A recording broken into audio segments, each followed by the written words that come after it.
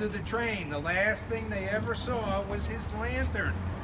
The spooky story is that sometimes they still see that lantern. They can't understand how that could possibly happen like that, but that's the last we've ever heard. There it is, right now. Where it is? Right next to the grocery. Oh my goodness. Look, there it is. Now you folks have got to go that way, so be careful. There's a ghost down there. I wrote all of these marvelous books. I don't know if you have a chance to read them, but they are something to behold. You just get lost in the reading, if I must say so myself, and I am saying so.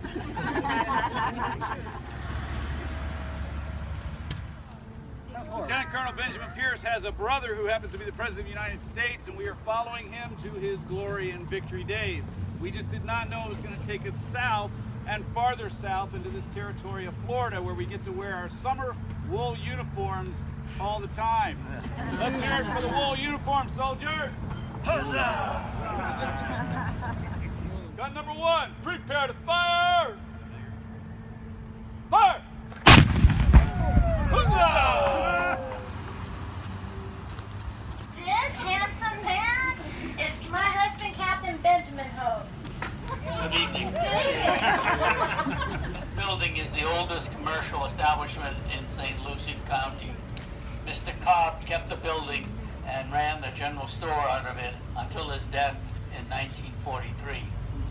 He was famous for his slogan that he sold everything to eat, wear, and use.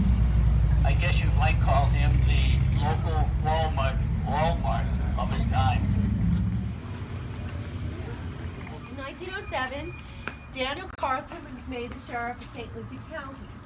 By then, people were getting these ideas about making their own liquor. So they decided to make their own liquor, and then they would open their house, a room in their house, to people to come and drink their liquor. These were called speakeasies. You had to have a special password to get into these homes, like tarantula juice or monkey's breath, and then they would leave you in and you would get to go into their room and drink their alcohol. One day, a German submarine was captured off of Fort Pierce. And so when they were questioning the sailors, and they were going through their pockets and emptying their pockets to see what they had in their pockets, one sailor had in his pocket a ticket stub with this theater. So somehow or other, he managed to get himself a boat, come ashore, come and see a show, and got back to his sub. I came to this area from Fort Ann and Cocoa. My men and I traveled down along the coastline to establish a supply fort to help the soldiers getting inside into the inside of Florida. Florida is only a territory at the time, so they built the forts to help protect the homesteaders. They were building homesteads here.